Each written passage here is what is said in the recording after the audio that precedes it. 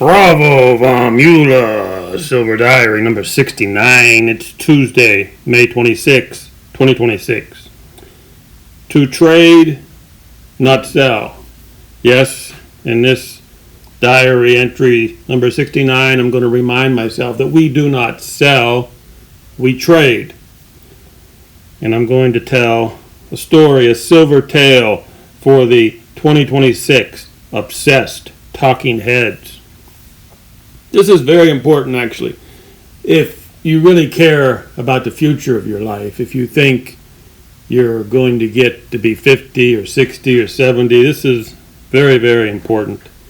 But let's talk about lately, since January 2026.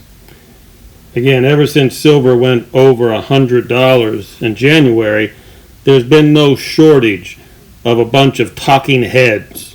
They are not ugly or hard to look at, white guys, no. But they are no Robert Redford either. I mean, there's just a shitload of these average white men out there doing videos on silver, on YouTube. Now, these average white men, they were replaced by third world workers over the last 25, 30 years.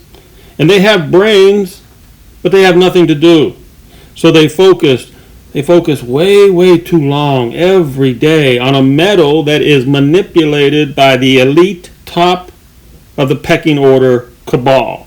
Now, this is a recipe for going to the insane asylum. How do I know this? Because I went through this phase. I mean, these average white guys, like I said, they have a brain. They have no job because they were replaced by third world workers. They're just trying to figure out something to do, trying to figure out the secret, and they're on to something. They are. Silver is the secret. But let me tell you what happened to me when I went through the same phase that they're going through right now. My phase was in 2008, 09. That was right before, I think, 07. Silver blasted it up. And silver is the canary in the coal mine. If you're paying attention to silver, you will know that there's a problem in the coal mine. The canary is dying. So back in 08, 09, I obsessed over silver. Just like you see these guys today doing. They're doing their videos every day. They're obsessed with looking at the charts every day. I did this. And I was even tricked. I was even tricked by my own mind. My own weird-ass mind told me to invest in silver ETFs. Up and down, up and down, up and down, until you're left with no more silver derivatives. Stay away from the derivatives if you want to learn anything from this video. I lost, 25, 30, 40 K? I mean, I'm not even sure exactly how much I lost. I mean, you're almost, if you're checking those charts every day and you're obsessed with silver every day and you're working with silver derivatives, they will hand your ass to you on a silver platter. I mean, no pun intended, but they're going to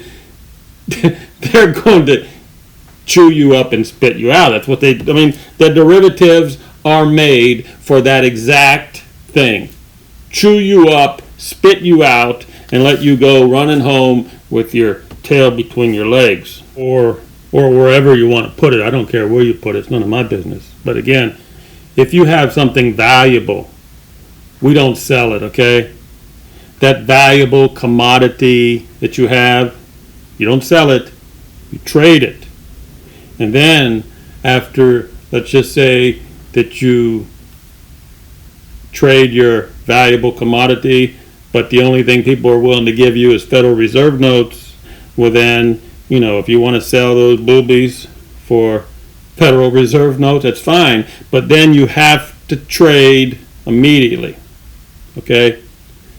You trade those boobies for Federal Reserve notes, and then you trade those Federal Reserve notes and you buy the real stuff, the hard silver stuff. Keep it safe. Forget about it. And I recommend that you don't even watch. 98% of these talking heads out there, I mean, they're all nice guys, but why even waste your time watching them if they're talking about charts every day? Because they're just looking for YouTube pennies for the clicks. They just want you to click on there, but it may cloud your vision. If you watch these talking heads too much, it may cloud your vision to what you really have to do. You have to trade the Federal Reserve notes for the real stuff, keep it safe, forget about it. Okay? And, well, I will tell a story, and hopefully this story will keep my mind clear. In diary number 69, I have to remind myself, and this story is kind of interesting, but I dedicate number 69 to the, you see who it is. Okay. All right, let's get serious. Again, we do not sell, we trade, but really the secret is, when are you trading? Timing. When are you trading what for what? And that's what this story is about. Okay. And this lesson applies to almost any year, any era. Okay. The young, dumb, bearded, tattoo punks out there who are not allowed to find my videos, they're not ever going to learn this, but, and that's probably for the best. But every so often, God will lead a youngster to this video, and if he watched it over and over and over and over, he would be rich by the time he was 50 years old. The secret is not to sell your stuff. Again, trade it. But now we're talking about timing.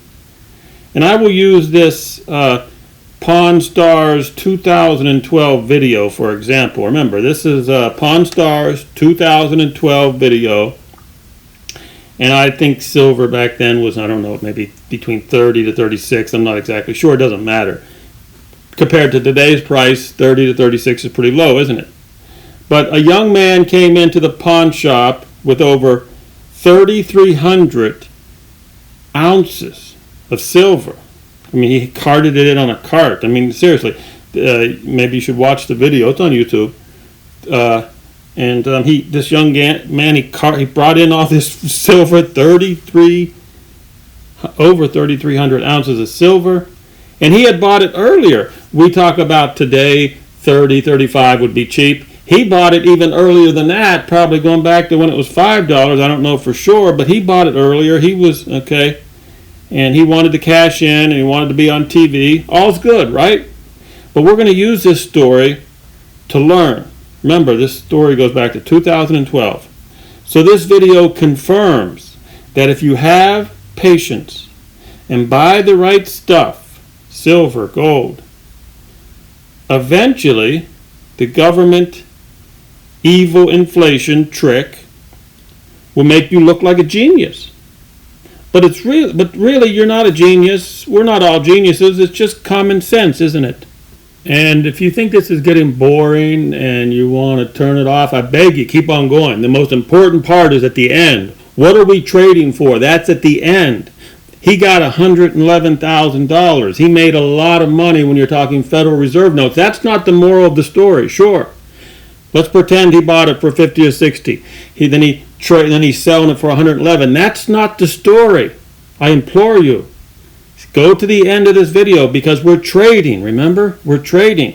So again, they offered him 111. He took it because he was happy with it. Now, had he kept that silver to today, and we're using a conservative number 70. We're not going to use 2 months ago price of 100 or 80 or 90. We're just going to use a conservative price today at 70. That silver that he sold would be worth $236,000. Again, that's not the moral of the story. This is just proving to you what inflation is all about. And really, the timing of the story is so important. What was happening back in 08, 09, where the banks went under, and we had the people had to literally bail out the banks. But who are the people? That's the taxpayer money, but it's not really even our taxpayer money, is it? It's really just the Federal Reserve banking matrix pushing buttons, creating billions, giving it to bankers. They didn't give anything to us, okay? So this is inflation, isn't it? What happened 08, 09 led to 2012 when this man said, what was he thinking when he had bought his silver at a cheap price? And he said, why am I going to bring my silver in there, give it to them for a quick 111? What am I going to trade for? Now, I don't know this old man, I don't know this young man. I don't know anything about his story. I don't know what he paid for it. All I can do is assume, and we can speculate in what he should have done. So we're not going to say that he did this because we don't know, but I'm going to speculate on what he should have done.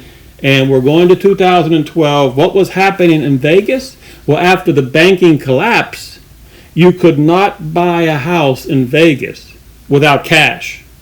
I repeat, the most important part of this story, going back to 2009, 2010, 2011, 2012, it started to change a little bit, but those years you could not get a bank loan for a house because the banks were broke. They were bailed out by the Federal Reserve banking cartel. The banks were literally giving the houses away for cash. If you had cash, if you had $111,000, you could have bought a house in Vegas cash that a few years earlier was worth $600,000. So we're talking about a McMansion. A $600,000 house or a $700,000 house you could pay cash for in 2012 for $100,000, $111,000, $120,000. Are we starting to see a picture emerge here? I hope so. We are trading, aren't we? When silver gets too high and gold gets too low, what do the experts do? They trade their silver for gold. Vice versa. When gold gets too high and silver gets too low, they trade gold for silver, vice versa. The government prints a shitload of fiat currency. They give it to the New York Zionist criminals. And the senators hope that it trickles down to the unwashed masses. It does. Yes, the breadcrumbs finally hit the slaves about 10 years later. 10 years later, the slaves get some breadcrumbs after the Zionist pigs have bought a $100 million yacht, $10,000 hookers, etc., etc. But the poor people can protect themselves if they are smart. The problem is, most of poor people are too stressed out to even think about living a smart, productive life. So we are trading here, aren't we? And I'll make it even more clear. Say you are young and you do not have a job. You still have something to trade, don't you? I hope you understand here. Okay, let's say you're not as beautiful as this one. You still have something to trade. But if you can clear your head just long enough to learn how to be a plumber or a handyman electrician or a nanny or whatever, you will be needed in a world of AI manipulated zombies. Okay? You take the zombies' Federal Reserve notes and you trade them. I repeat, you trade them. You do not sell those. You don't sell it. You don't have to sell in your mind. You're trading. And why is it so important to train your mind to think trade? Let's go back to that young man.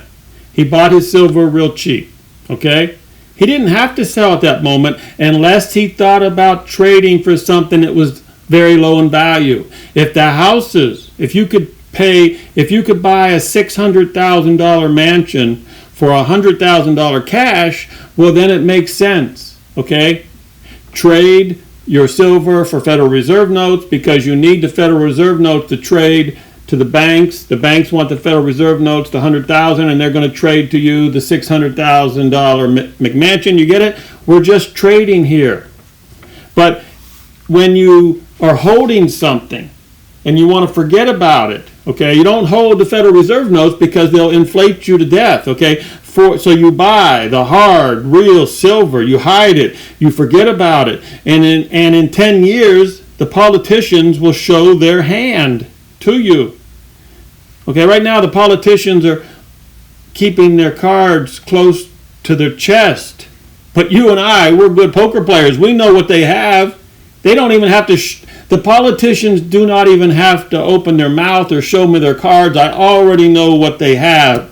I know what the politician's hand is. It's always the same hand. A losing, pathetic hand called inflation.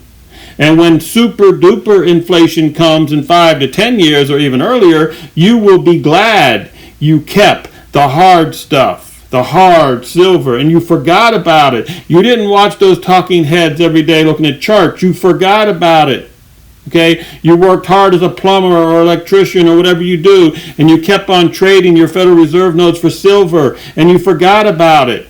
And hopefully in the end, at the end game, you have a place far away from the big city, because these stupid zombies are not going to be happy when their money won't buy them their Cheetos or their corn dogs or their vapes or their cupcakes or their cheap wine and their cheap tattoos. Well, then you get the point. It will literally be hell on earth when the bankers are at the end game.